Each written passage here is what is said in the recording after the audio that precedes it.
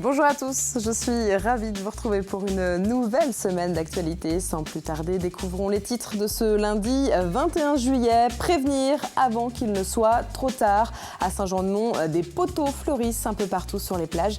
Ils vont permettre de sensibiliser les promeneurs à la protection des dunes.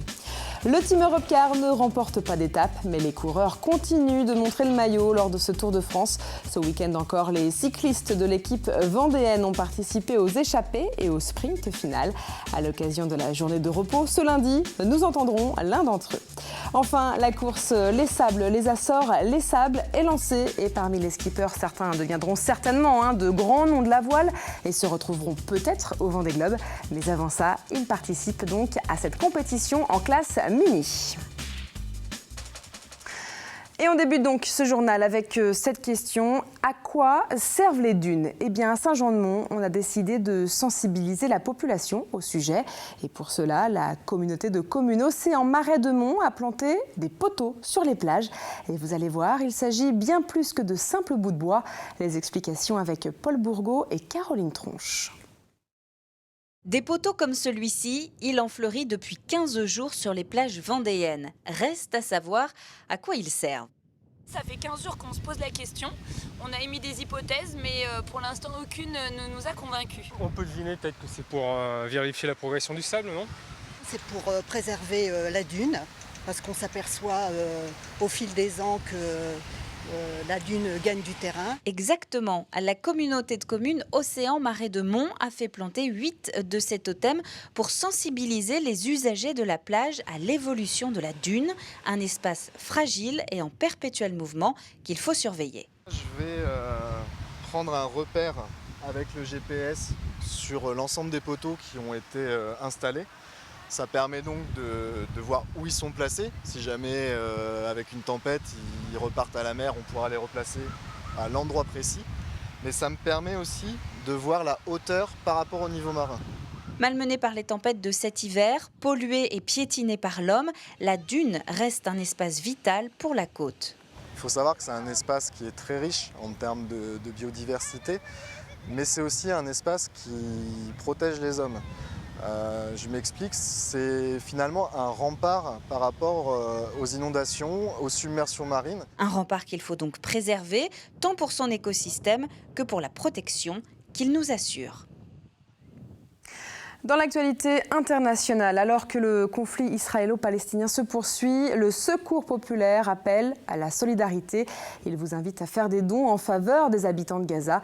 Vous pouvez donc envoyer vos chèques à l'antenne de La Roche-sur-Yon en précisant fonds d'urgence. Un mot sur les gens du voyage installés illégalement à Olonne-sur-Mer et au château d'Olonne. Les familles sont finalement reparties ce dimanche après-midi. Un départ qui fait suite à la mise en demeure de quitter les lieux imposés par le sous-préfet et les plaintes des 2 communes concernées. Rappelons que le 13 juillet dernier, une 50aine de caravanes avaient pris possession d'un parc à Olonne-sur-Mer et que le même jour, une 100aine de véhicules avaient fait la même chose au château d'Olonne. Ce fait divers à présent d'une rare violence. Dans la nuit de samedi à dimanche, 3 rugbymen professionnels ont été attaqués à la machette. Et parmi eux, Julien Pierre, originaire des Sables d'Olonne. Le Vendéen serait d'ailleurs le plus touché puisqu'il a été gravement blessé à la hanche. Julien Pierre, Benjamin Kessler et Aurélien Rougerie sortaient d'une boîte de nuit à Millau quand ils ont été agressés.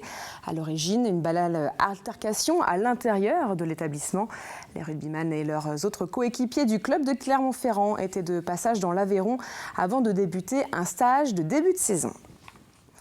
Plus légèrement, on va à présent se pencher sur le monde miniature qui nous entoure depuis le début de l'été. Le Science Tour invite les plus jeunes à la découverte de notre environnement. Des laboratoires mobiles sillonnent donc la France à la rencontre du public. Et il y a quelques jours, les enfants de Fontenay-le-Comte ont pu jouer les explorateurs. Reportage de Delphine Ledu. On en a vu des mortes, on en voit des vivantes. Et on en a trouvé un qui... Et là, c'est un gendarme. Première prise pour Salomé et Héloïse. Munis d'un aspirateur à insectes, cet après-midi, des scientifiques en herbe cherchent la petite bête. Une mouche. Si, oui. Ne surtout plus ouvrir le bocal. On invite les participants à partir explorer en fait leur milieu, que ce soit les végétaux ou les animaux. Donc ils partent à la chasse aux petites bêtes avec des aspirateurs à insectes qu'on construit ensemble. Et ensuite ils viennent étudier le fruit de leur récolte au sein du camion qui est juste derrière moi.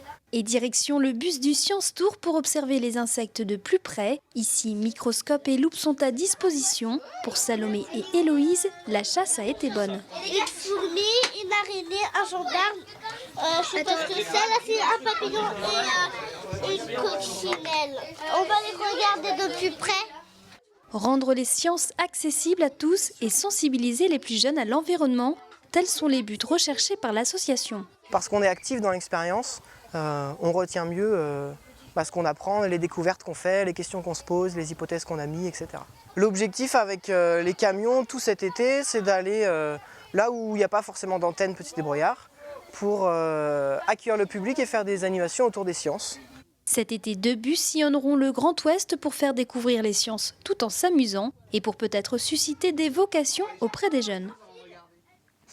Vous connaissez certainement Beaufou. Eh bien, Beaufou est répertorié dans la liste des villes au nom burlesque. Tout le week-end, la ville vendéenne accueillait donc les 12e rencontres de ces communes. À l'occasion pour chacune d'entre elles de parader fièrement en brandissant avec humour le nom de leur ville ou de leur village.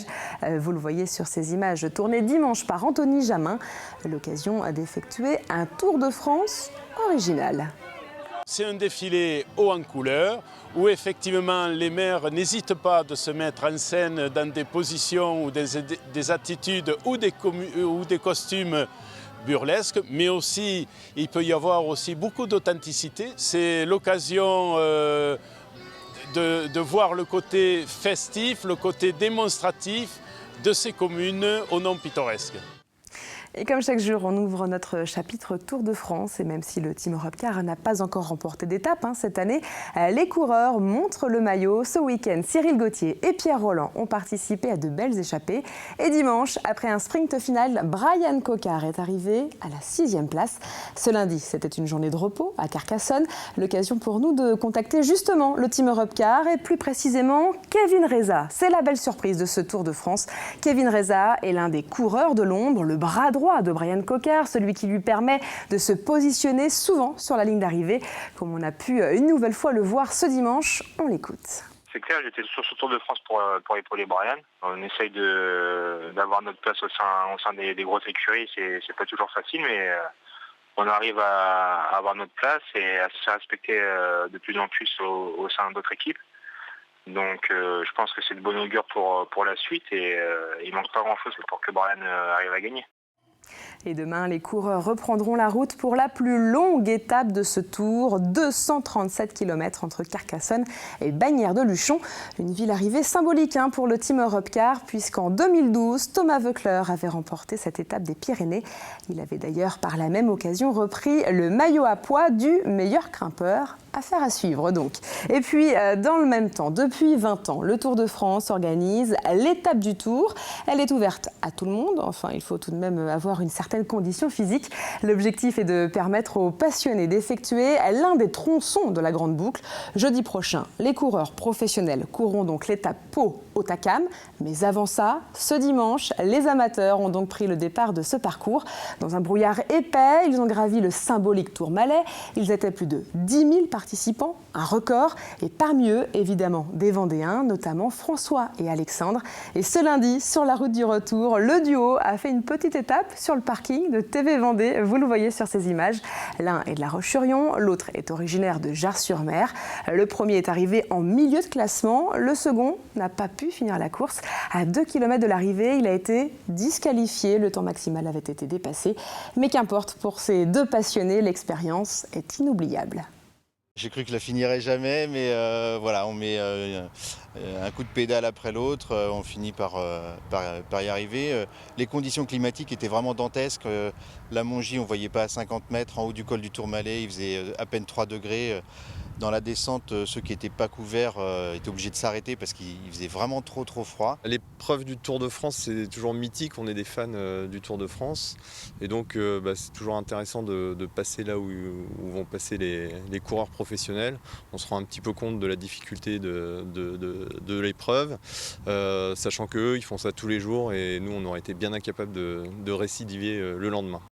Et puis un autre Vendéen a participé à cette étape du Tour de France. Vous le connaissez peut-être, il s'agit de Lilian Jégou. En 2013, il avait commenté le Tour de Vendée sur notre chaîne. Alors au-delà de ses compétences de commentateur, il est surtout un ancien professionnel. Il a notamment 3 Tours de France à son actif. Et ce dimanche, il a fini la course des amateurs à la 6e place devant quelques 10 000 participants. Voilà donc ce qu'on pouvait dire aujourd'hui sur le Tour de France. Pour en savoir encore un peu plus, notez que vous avez rendez-vous après le journal avec le magazine Les Vendéens du Tour. Delphine Ledur reviendra sur toute l'actualité du team Europcar. Sur les pistes d'athlétisme cette fois, mercredi, La Roche-sur-Yon accueillera le meeting national. La 28e édition a été présentée ce lundi par les organisateurs de l'événement. Alors de grands noms de l'athlétisme seront une nouvelle fois présents. Exemple avec Ladjidou Kouré, le spécialiste du 110 mètres haies, a d'ailleurs vu s'échapper son record de France vendredi pour 2 petits centièmes. Cela faisait 9 ans qu'il détenait le record de la discipline en 12 secondes 97. Un record qu'il tentera peut-être de récupérer mercredi sur la piste du stade Jules Ladoumègue. Cette 28e édition va être, comme ces dernières années, excellente au point de vue plateau sportif. Nous sommes le doyen des meetings français et nous allons à nouveau vous présenter des courses et des concours de grande qualité, notamment sur le sprint en hommes et en femmes, avec un super champion sur Ladjidou Kouré, l'ancien champion du monde et recordman de France du 110 mètres haies. Et sur l'eau, pour finir, la course, les sables, les Açores, les sables est lancé. Les skippers ont quitté la Vendée samedi, direction donc les Açores. Alors les Açores sont un petit bout du Portugal, au milieu de l'océan Atlantique. Et la compétition se déroulera en 2 temps, un aller et un retour. Anthony Jamin était sur les pontons avant le départ. C'est le contrôle du bateau ? Brigitte Fabre est arbitre national jaugeur bénévole pour la Fédération française de voile. Son rôle, assurer la conformité des bateaux à quelques minutes du départ. Ils sont en configuration de course, ils ne touchent plus à leur bateau, ils ne montent plus rien à bord, ils ne descendent rien à bord et ils sont à ma disposition pour faire les dernières vérifications. Gilet de sauvetage, combinaison de survie, quantité d'eau à bord. Les points de contrôle sont nombreux car il faut assurer une sécurité maximale aux skippers. C'est plus de la prévention, attirer leur attention sur la sécurité, parce que quelquefois ils partent, je vais traverser l'Atlantique, c'est merveilleux, mais ils ne pensent pas trop à leur sécurité, ils sont jeunes et ils ne pensent pas à leur sécurité. Alors moi je suis un peu leur maman. Au départ de cette régate, une trentaine de skippers, amateurs ou semi-professionnels, et un objectif, rallier Horta sans ordinateur et sans routage à distance. D'ailleurs, les portables sont systématiquement confisqués jusqu'à l'arrivée aux Açores. Sur les classes mini, les téléphones portables sont interdits pendant la navigation. Donc on les récupère, ils s'engagent à ne pas embarquer aucun téléphone à bord. On n'a aucune information de la terre qui vient vers le bateau et nous on peut envoyer aucune information à terre. Tout est fait à bord du bateau, on a quand même un bulletin audio par jour et avec ce bulletin audio, on doit faire notre sauce.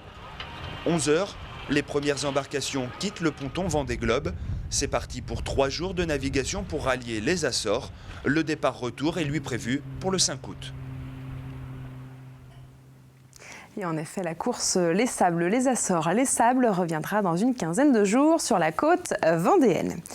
Et puis avant de refermer ce journal, on ouvre le carnet rose de TV Vendée pour souhaiter la bienvenue au petit Hugo. Il est né vendredi à 23 h et il n'est autre que le fils de notre directeur Didier Baron. Félicitations donc au papa, sans oublier évidemment la maman. Et autant dire que le ciel est bleu en ce moment pour notre directeur. Et cela ne devrait pas changer puisque ce mardi, c'est bien le soleil qui illuminera la Vendée. Et les températures seront dignes d'un bel été avec par endroits jusqu'à 27 degrés. Voilà donc pour l'actualité de ce lundi. C'est la fin de ce journal. Merci à vous de nous avoir suivis. À demain.